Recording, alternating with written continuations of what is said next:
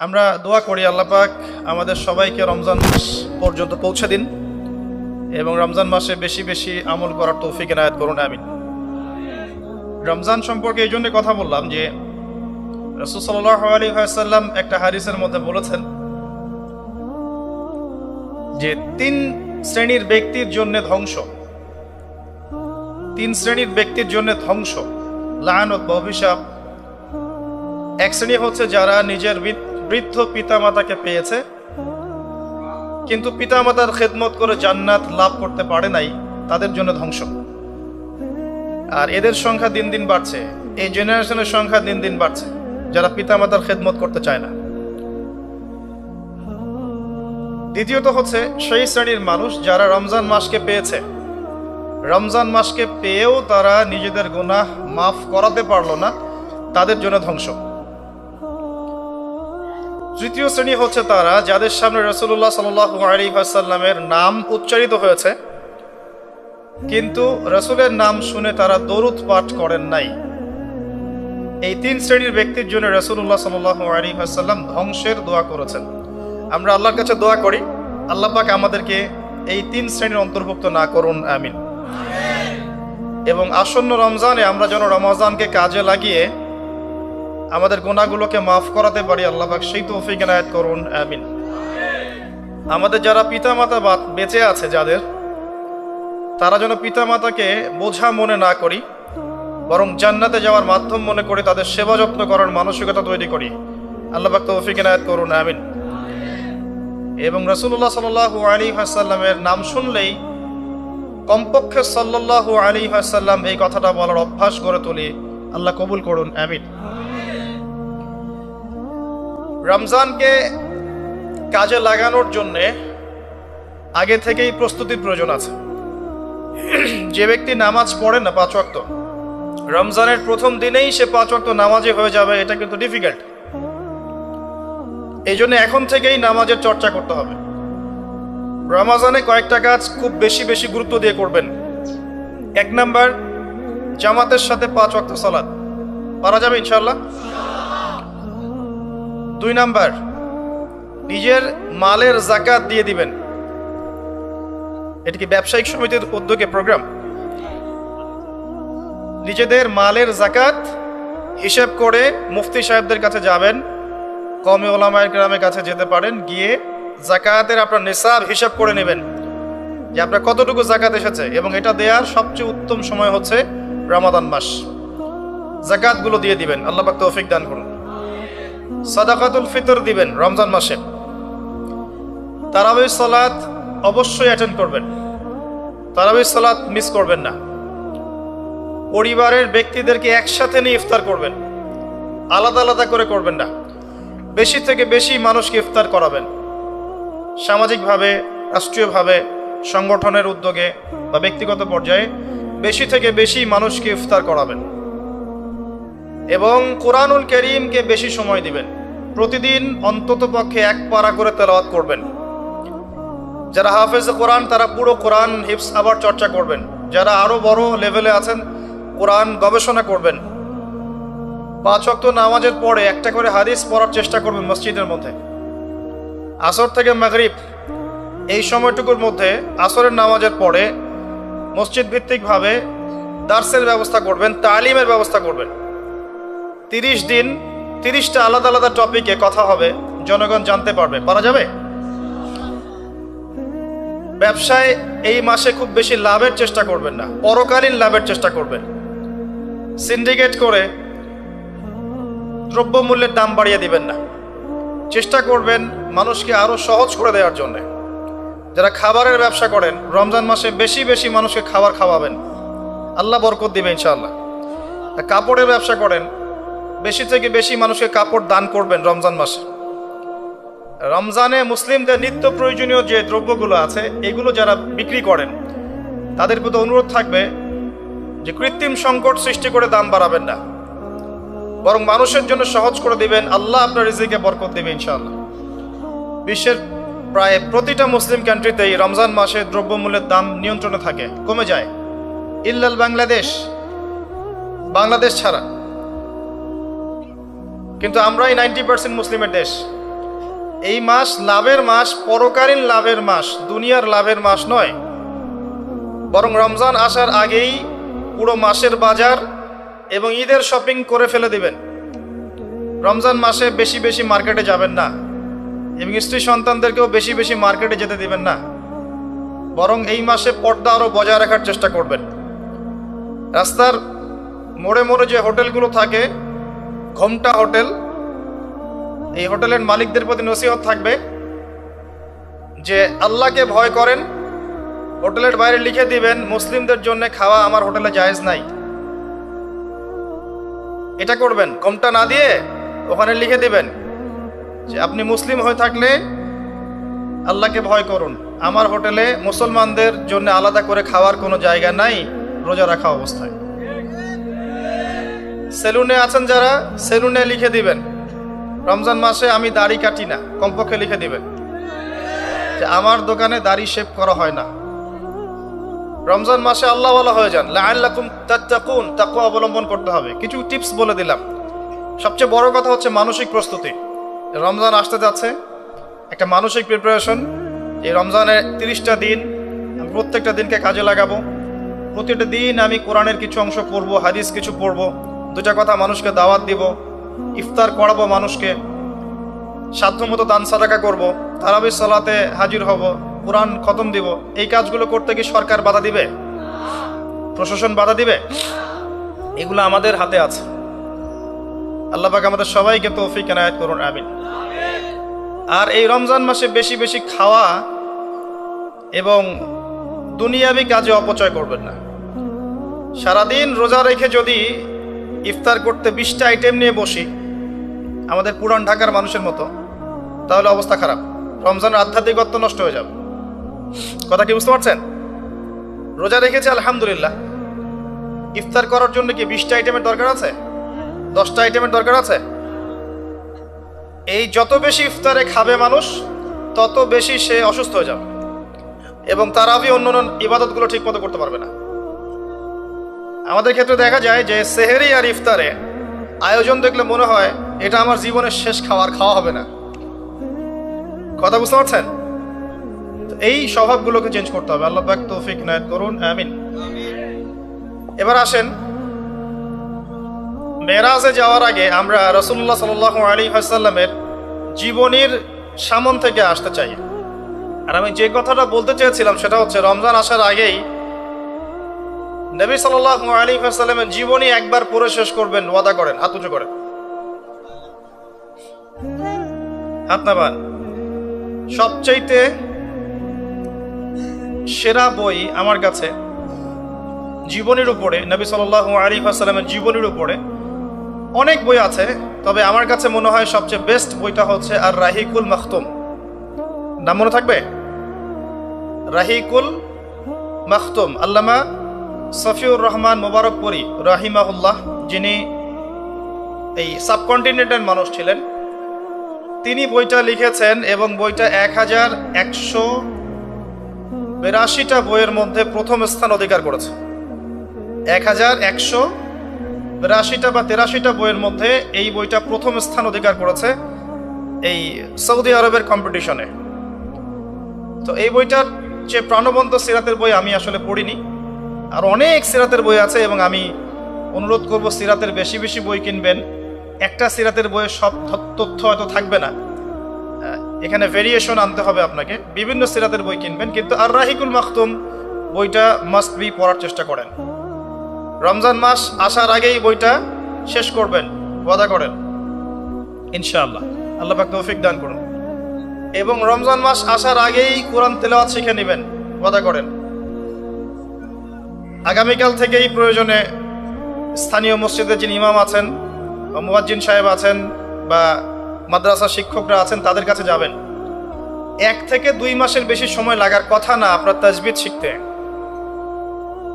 সবার তো শিখলেই বিশুদ্ধ হয়ে যাবে না। পড়তে পড়তে পড়তে পড়তে একটা পর্যায়ে আপনার মুখের মধ্যে জড়তা আল্লাহ কাটিয়ে দিবে, তখন আপনি ইনশাল্লাহ ফ্লুয়েন্টলি পড়তে পারবেন। কিন্তু শিখতে, নিয়মকানুনগুলো শিখতে 1 থেকে 2 মাসের বেশি লাগার কথা না। আর আমি জানি আপনারা জীবনে অনেক কিছুই পড়েছেন, আপনারা জীবনে এসএসসি, এইচএসসি, অনার্স মাস্টার সব করেছেন, BBA করেছেন, ডক্টরেট ডিগ্রি অর্জন করেছেন, মেডিকেল সায়েন্স পড়েছেন, কঠিন কঠিন সাবজেক্ট পড়েছেন, বাংলা সাহিত্য পড়েছেন, উপন্যাস পড়েছেন, শরৎচন্দ্র, বঙ্কিমচন্দ্র, হুমায়ুন আহমেদ সব পড়ে শেষ করে ফেলেছেন। রবীন্দ্র নজরুল তো শেষ আগেই। ইংরেজিতে অনার্স করছেন, ইকোনমিক্সে অনার্স করছেন, ম্যানেজমেন্ট পড়ছেন, অ্যাকাউন্টিং পড়ছেন, কঠিন সাবজেক্ট পড়ছেন, ফিজিক্স কেমিস্ট্রি পড়ছেন, বায়োলজি পড়ছেন, কিন্তু 1-2 মাস 3 মাসের মধ্যে আপনি কোরআন শিখতে পারবেন না, এটা আসলে বিশ্বাসযোগ্য নয়। এই ক্যাপাবিলিটি আল্লাহ পাক আপনার মস্তিষ্কে দিয়েছেন, আল্লাহর ওয়াস্তে আপনি কাজে লাগান, ইনশাল্লাহ পরকালে আপনি সফল হবেন। রমজান আসার আগেই শিখতে হবে এই কারণে, যাতে রমজানের প্রথম দিন থেকে আপনি তেলাওয়াত করতে পারেন, ডেইলি 1 পারা। পারা যাবে ইনশাল্লাহ। এই কোরআন কার উপর নাজিল হয়েছে? মুহাম্মদ সাল্লাল্লাহু আলাইহি ওয়াসাল্লামের প্রতি। কখন নাজিল হয়েছে আমাকে বুঝতে হবে। একটু বসেন, রিল্যাক্স হন, আমাকে দেখা না গেলে কোনো সমস্যা নেই, আমার কথাগুলো শুনেন। আর আমি তো জামাই না যে আমাকে দেখতেই হবে। তো নবী সাল্লাল্লাহু আলাইহি ওয়াসাল্লাম যে সময়ে তার উপরে কোরআন নাজিল হয়েছে, এই সময়টা একটু বুঝতে হবে। ওই যুগটাকে বলা হয় কি? আইয়ামে জাহিলিয়াত, মানে কি? অন্ধকারাচ্ছন্ন যুগ। ওই যুগে মৌলিকভাবে অনেক সমস্যা ছিল, কিন্তু মোটা দাগে 5টা সমস্যা ছিল। কয়টা? 5টা। এখান থেকে আমি মেরাজের দিকে যাবো ইনশাআল্লাহ। 5টা মৌলিক সমস্যা ছিল। 5টা সমস্যার প্রথম হচ্ছে শিরক। ওই যুগের মানুষরা আল্লাহর সাথে শিরক করত। তারা মূর্তি পূজা করত, তারা মাধ্যম পূজা করত, তারা কবর পূজা করত, তারা মৃত ব্যক্তির পূজা করত, তারা প্রকৃতির পূজাও করত কোনো কোনো ক্ষেত্রে। আর অল্প কিছু মানুষ ছিল নাস্তিক, অল্প কিছু, খুব বেশি না। এই যে শিরকের এই সমস্যাটা এখনকার বিশ্বের মধ্যে নাই। আচ্ছা, দ্বিতীয় সমস্যা ছিল রিবা বা সুদ। তাদের ম্যাক্সিমাম মানুষ সুদ ভিত্তিক অর্থনীতির সাথে জড়িত ছিল। এই সমস্যাটা কি এখনকার বিশ্বে নাই? তো দ্বিতীয় সমস্যা ছিল রিবা, যেটা এখনকার বিশ্বের অন্যতম মৌলিক সমস্যা। আপনি যদি বিশ্বের অর্থনীতির দিকে তাকান, আপনি দেখবেন বিশ্বের পুরো অর্থনৈতিক সিস্টেমটা সুদ ভিত্তিক। কেউ এর বাইরে নয়, কেউই বাইরে নয়। আমরা এমন একটা যুগে বাস করছি যেখানে কেউ যদি সুদ থেকে বাইরে থাকতে চায়, যে আমি মোটেই খাবো না, একবারেই খাবো না, টোটালি খাবো না, তারপরেও তার গায়ের মধ্যে সুদের ছিটা ফোটা লাগবে। কথা বুঝতে পারছেন? এটা সেই যুগ। কিভাবে লাগবে সেটা সম্পর্কে জানার জন্য রিবা কেন্দ্রিক যে বইগুলো আছে, আল্লামা তাকি উসমানীর বই আছে, ইনশাআল্লাহ আগামীতে এটার উপর বিস্তারিত আলোচনা আসবে। এগুলো পড়েন এবং শোনেন, ইনশাআল্লাহ কাজে দিবে। শুধু এতটুকু বলবো, যে খায়, যে দেয়, যে সাক্ষী থাকে এবং যে লিখে রাখে, উভয়কেই, এই 4 শ্রেণীর মানুষকেই নবী সাল্লাল্লাহু আলাইহি ওয়াসাল্লাম সমান অপরাধী বলেছেন। পুরো সিস্টেমটার মধ্যে এগুলো পড়ে যাবে। এমনকি যদি দেখেন আমি খাচ্ছি না, একটা ফ্ল্যাট বাসায় ভাড়া আছে, এই বাসা যে করেছে সে সুদের লোন নিয়ে করেছে, আমার ভাড়ার টাকা থেকে সে লোন শোধ করে, পরোক্ষভাবে আমিও সুদের সাথে জড়িত আছি। এটা সেই যুগ যেখানে আপনি বেঁচে থাকতে চাইলে পারবেন হয়তোবা, যদি আপনার তাকওয়া অনেক উঁচু লেভেলের হয়, কিন্তু ধুলি কণা আপনার গায়ে লাগবেই, আপনি বাঁচতে পারবেন না। তৃতীয় সমস্যা ছিল মাদক। আইয়ামে জাহিলিয়াতের তৃতীয় সমস্যা ছিল মাদক। এখনকার বিশ্বের দিকে আপনি তাকান, আপনি দেখবেন ম্যাক্সিমাম যুব সমাজ এই সমস্যায় নিবন্ধিত আছে না? সেম সমস্যা। চতুর্থ সমস্যা ছিল নারীর অবমাননা। এটা সম্পর্কে বলার আমার কোনো প্রয়োজন নাই, যথেষ্ট বলেছি এই পর্যন্ত আমি। নারীকে যেভাবে আজকে আমরা পণ্যের ন্যায় ব্যবহার করছি, এটা আইয়ামে জাহিলিয়াতের সেই বন্যতাকেও হার মানিয়েছে। 5 নম্বর সমস্যা ছিল গোত্রীয় দ্বন্দ্ব, গোত্রীয় রক্তক্ষয়ী সংঘাত। এই 5টা ছিল মৌলিক সমস্যা। এখন আপনি আপনার সমাজ এবং বিশ্বের দিকে তাকিয়ে দেখেন এই 5টা সমস্যা আছে কি নাই? আছে। এরকম একটা যুগে জন্ম নিয়েছেন প্রিয় নবী মুহাম্মদুর রাসূলুল্লাহ সাল্লাল্লাহু আলাইহি ওয়াসাল্লাম। এরকম সমাজে থেকেও তিনি কখনো পাপের ধার কাছেও যান নাই। বলেন সুবহানাল্লাহ। এরকম একটা সমাজে থেকেও যখন তিনি নবী হননি, তখনও পাপের ধার কাছেও তিনি যান নাই। তিনি কখনো শিরক করেননি, কখনো মূর্তি পূজা করেননি, কখনো রিবা খাননি, আর বাকি বিষয়গুলো ধার কাছেও যাননি। বরং তিনি হিলফুল ফুজর তৈরি করেছিলেন যাতে করে সমাজের এই অসঙ্গতিগুলো দূর করা যায়। এটা তো আপনারা জানেন। এরপর তিনি নবী হলেন 40 বছর বয়সে। প্রথম কোন আয়াত নাজিল হয়েছিল? সূরা আলাকের প্রথম 5 আয়াত আল্লাহ পাক প্রথমে পড়তে বলেছেন, ইকরা বিসমি রাব্বিকাল্লাযী খালাক খালাকাল ইনসানা মিন আলাক ইকরা ওয়া রাব্বুকাল আকরাম আল্লাযী আল্লামা বিল কলম আল্লামাল ইনসান মা লাম ইয়ালাম। এখানে প্রথম কথাটা হচ্ছে পড়ুন। আল্লাহ পাক প্রথমে বললেন না সুদ খেও না, শিরক করো না, মাদক সেবন করো না, জেনার ধার কাছেও যেও না। আল্লাহ পাক এগুলো কিছুই বললেন না। এমনকি আল্লাহ এটাও বললেন না সুবহানাহু ওয়া তাআলা যে নামাজ আদায় করো, যাকাত দাও, রমজান মাসে সাওম রাখো। আল্লাহ পাক কি বললেন? পড়ুন। আপনার জীবনের প্রথম ফরজ হচ্ছে পড়াশোনা করা। আমাদের জীবনের প্রথম ফরজ হচ্ছে পড়াশোনা করা। যে যত বেশি কনস্ট্রাকটিভ সিলেবাসে পড়াশোনা করবে তার অন্তর্দৃষ্টি তত বেশি সুদূর প্রসারী হবে ইনশাআল্লাহ তাআলা, এবং তার আমল আরো সুন্দর হবে, তার ব্যবহার সুন্দর হবে, চরিত্র সুন্দর হবে, তার মনুষ্যত্ব ভালো হবে। তার দ্বারা সমাজ, দেশ, রাষ্ট্র, উম্মাহ ভালো কিছু পাবে ইনশাআল্লাহ। অশিক্ষিত মূর্খ জনগণকে দিয়ে রাষ্ট্রের কোনো কাজ নাই, আছে? তবে শিক্ষাটা হতে হবে এমন জ্ঞান, ইকরা বিসমি রাব্বিকাল্লাযী খালাক, পড়ুন আপনার সেই রবের নামে যিনি আপনাকে সৃষ্টি করেছেন। যে জ্ঞান আপনাকে আপনার স্রষ্টা, ওদের ভাষা ব্যবহার করে বলছি, আপনার ইলাহ আল্লাহর দিকে নিয়ে যাবে, সেটাই প্রকৃত জ্ঞান। যে জ্ঞানটা আপনাকে আল্লাহ থেকে দূরে সরাচ্ছে দিন দিন, এটা জ্ঞান নয়, এটা জাহেলিয়াত। আমি কি বুঝাতে পারছি? এবার আপনি চিন্তা করে দেখেন যে আপনার জ্ঞানটা আপনাকে কি আল্লাহর দিকে নিয়ে যাচ্ছে নাকি আল্লাহ থেকে দূরে সরাচ্ছে। এরপরে আপনি চিন্তা করবেন আপনি প্রকৃত জ্ঞানী কিনা। কেউ যদি অক্সফোর্ড, কেমব্রিজ, হার্ভার্ড থেকে পাশ করে আসে, এসে বলে যে পর্দা এটা সেকেলে প্রথা, ওই যুগে চলতো এই যুগে চলে না, এই ব্যক্তিকে আমরা জ্ঞানী বলতে পারি না। কেউ যদি বাইরে থেকে বড় ডিগ্রি এসে বলে যে ইসলাম আসলে এই যুগে চলে না ওই যুগে চলতো, সুদের মধ্যেই আছে অগ্রগতি আর প্রগতি,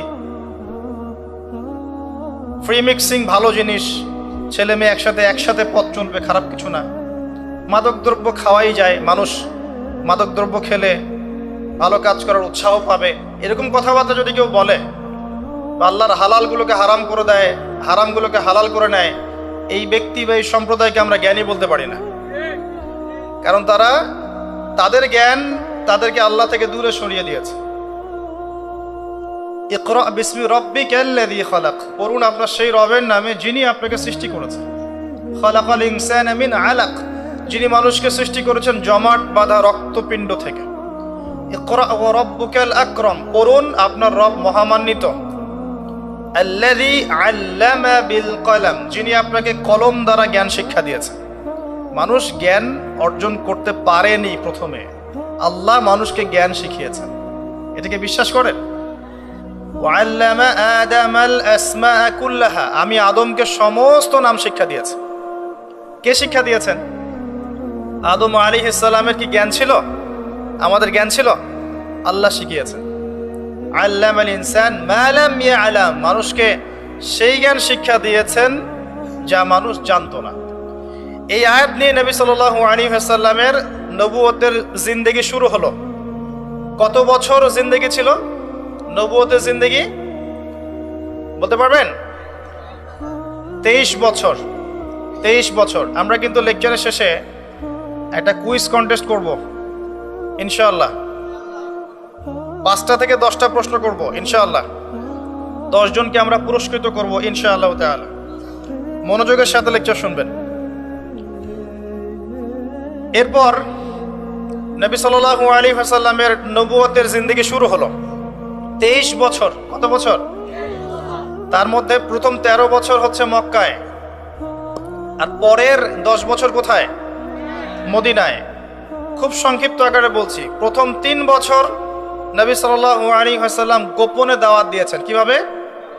একদম গোপনে গোপনে প্রথমে বাড়ির লোকজনকে, তারপর নিকট আত্মীয় যারা তাদেরকে, তারপর যাদের সাথে সম্পর্ক ভালো ক্লোজ তাদেরকে, এরপরে আস্তে আস্তে আমভাবে। এটাই দাওয়াতি কাজের সুন্নাহ। এরপর চতুর্থ থেকে দশম এই সময়টুকুতে তিনি প্রকাশ্যে দাওয়াত শুরু করেছিলেন, তার সম্প্রদায়কে দাওয়াত দিলেন। যারা তার কথা বিশ্বাস করলো না, বেশিরভাগ মানুষই কুফরি করলো, বরং তারা ইসলাম যারা কবুল করেছে এদের উপরে নির্যাতন শুরু করলো। নির্যাতনের মাত্রা দিন দিন বাড়তে থাকলো। যখন হামজাহ এবং ওমর রাদিয়াল্লাহু আনহুমা তাদের মতো কিছু সাহাবী ইসলাম কবুল করলেন, ইসলাম তখন শক্তিশালী হওয়া শুরু করলো। তারপরেও নির্যাতনের মাত্রা বাড়তে থাকলো। এক পর্যায়ে সাহাবীরা হিজরত করলেন আবিসিনিয়ায়। কোথায়? আবিসিনিয়ায়। প্রথম হিজরত মদিনায় হয়নি, প্রথম হিজরত আবিসিনিয়ায়। এটা হচ্ছে ইথিওপিয়ার পাশে, এখনকার মানচিত্রে ইরিত্রিয়া নামে একটা জায়গা আছে, দেখেছেন কখনো? বিশ্বের ম্যাপ দেখেছেন কখনো?